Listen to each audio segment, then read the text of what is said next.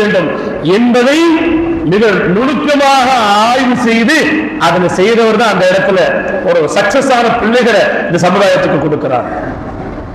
அன்பிற்கிற பெருமக்களே, இது ஒரு இடத்துல படித்த ஒரு உதாரணமாக இருந்தாலும் கூட இது நமக்கு யோசிக்க வைக்கக்கூடிய ஒரு விஷயம்தான்.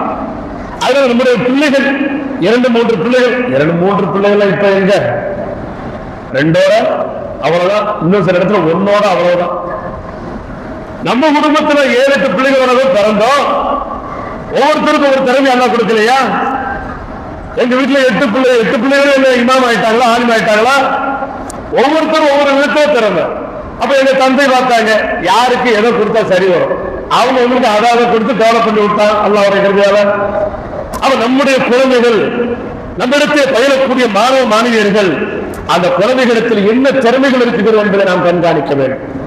நபிகள் பெருமானார் ஸல்லல்லாஹு அலைஹி அவர்களை பற்றி சொல்லும் பொழுது சொல்வார்கள், நாயகம் ஸல்லல்லாஹு அலைஹி அவர்கள் தெருக்களிலே நடந்து சென்றார்கள் என்று சொன்னால் குழந்தைகள் எல்லாம் ஓடி வந்து ஒட்டிக் கொள்வார்களாம்.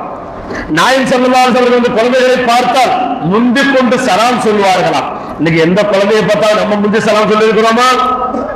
சலாமுடைய விஷயத்திலே ஒரு முறை, பெரியவர்களுக்கு சிறியவர்கள் முந்தி சலாம் சொல்ல வேண்டும், உண்மைதான். ஆனால் சிறியவர்களுக்கு நாமும் முந்தி சலாம் சொல்லி பழக்கினால்தான். அப்போ பிள்ளைங்களுக்கு ரசூல் ஸல்லல்லாஹு அலைஹி வஸல்லம் என்ன செய்வாங்க, வலிய வந்து முன்கூட்டியே சலாம் சொல்லுவாங்க. அந்த சிறுவர்களுக்கு மத்தியில நீ இந்த வீட்டு பிள்ளை, நீ இந்த வீட்டு பிள்ளை, நீ இன்னார் என்று பேதமை பார்க்க மாட்டார்கள். அல்லாஹு அக்பர். இப்படிப்பட்ட நபி ஸல்லல்லாஹு அலைஹி அவரிடத்திலே ஒரு சிறுவர் என்ன செய்யறாரு, நாயகம் ஸல்லல்லாஹு அலைஹி அவங்களை கூர்ந்து பார்த்துக்கிட்டே இருக்காங்க. வயசு 11. அப்ப சில சிறுவர்களை சில சஹாபாக்கள் கொண்டு வந்து அறிமுகப்படுத்துறாங்க. அப்ப இந்த சிறுவரை அறிமுகப்படுத்தும் என்ன சொல்றாங்கன்னு சொன்னா, எப்ப மதீனாவுக்கு வரும்போது ரசூலுல்லாஹ் மதீனாவுக்குள்ள நுழையும் போது எல்லாரும் அறிமுகமானாங்க ரசூலுல்லாஹ்ட்ட. அப்ப இந்த சிறுவரை பற்றி சொல்லும்போது யார் ரசூலுல்லாஹ் முஸ்அப் இப்னு உமைர் என்று சொல்லக்கூடிய அந்த நாயகத்தோட மக்காவிலிருந்து ரசூலுல்லாஹ் வருவதற்கு முன்பாகவே மதீனாவுல எல்லாரும் தர்த்தீப் பண்ணி ஒரு ஸ்ட்ரக்சரை கொண்டு வந்து வச்சுட்டாரு. அவர் அறிமுகப்படுத்துறாரு, இந்த சிறுவர் பெயர் ஸைத். யார் ரசூலுல்லாஹ்? ஸைத்.